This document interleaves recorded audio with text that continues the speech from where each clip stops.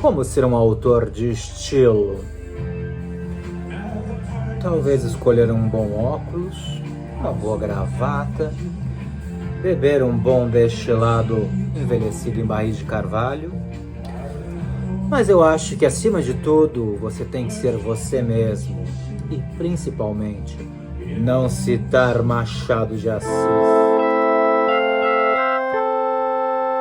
O Marcos, um seguidor aqui do canal, fez uma pergunta interessante semana passada sobre como um autor desenvolve seu próprio estilo sem viver sobre o peso da influência dos autores que ele leu, que ele gosta.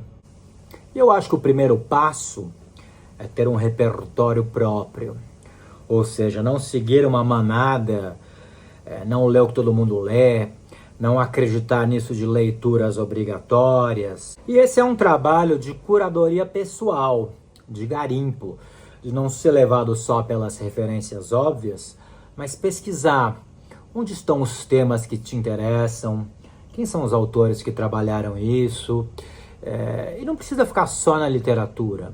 Pegar emprestado referências e influências das outras artes, da música, do teatro, até dos videogames, pode trazer uma personalidade mais própria para a sua escrita.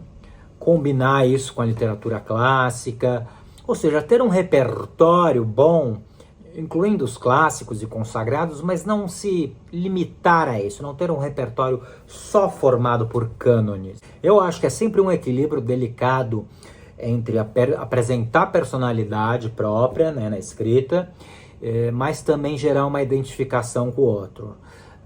Eu pessoalmente acho que eu acabo apresentando mais personalidade do que gera identificação, visto a quantidade de seguidores que eu tenho por aqui.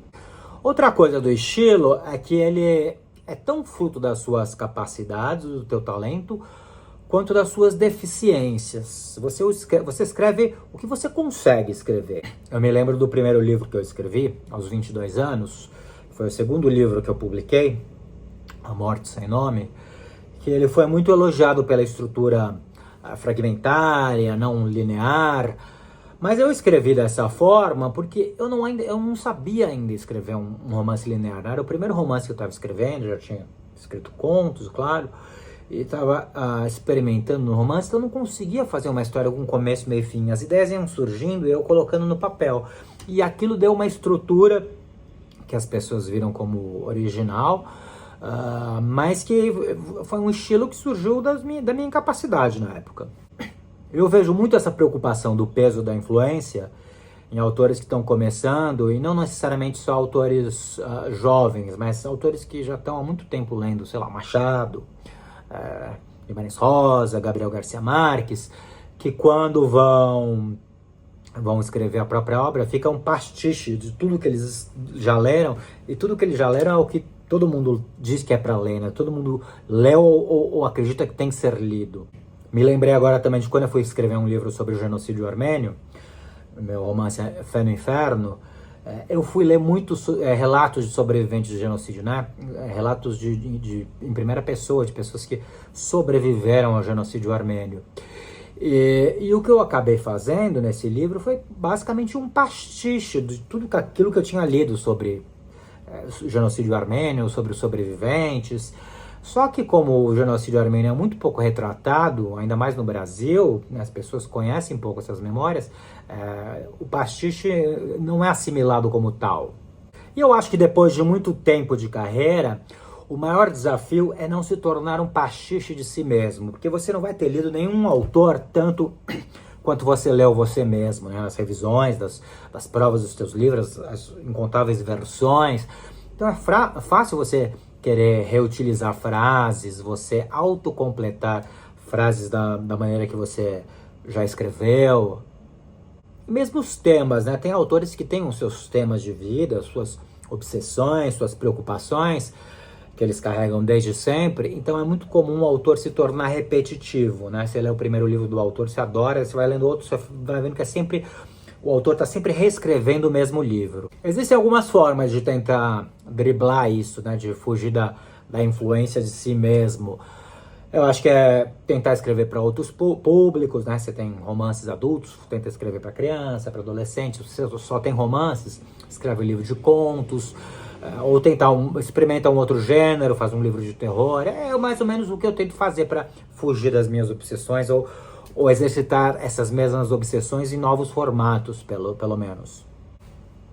E as mudanças de vida, intencionais ou não, também vão te trazendo outros temas, né? Sei lá, quem passa por uma doença grave, né? Quem passa por perrengues muito fortes, encontra outros temas e resolve escrever sobre isso, sobre um período muito difícil da vida, uma doença, ou a morte dos pais, ou o nascimento dos filhos. Quer dizer, uma mudança de país, são coisas que trazem outros universos e outros temas para o autor. Então, para eu mesmo não me repetir, vou tentar arejar um pouco esta vida parada. Vamos ver se eu consigo tirar umas férias, pelo menos aqui do YouTube, já que não tem tantas pessoas esperando por mim. Eu vou ficar algumas semanas sem postar, de repente eu posto alguns shorts de shorts ou de sunga na praia. Mas se você quiser que eu volte em 2026, curta, compartilhe, me siga e me faça sentir amado. Bom Natal e fuja do pistache. O pistache é o machado dos panetones.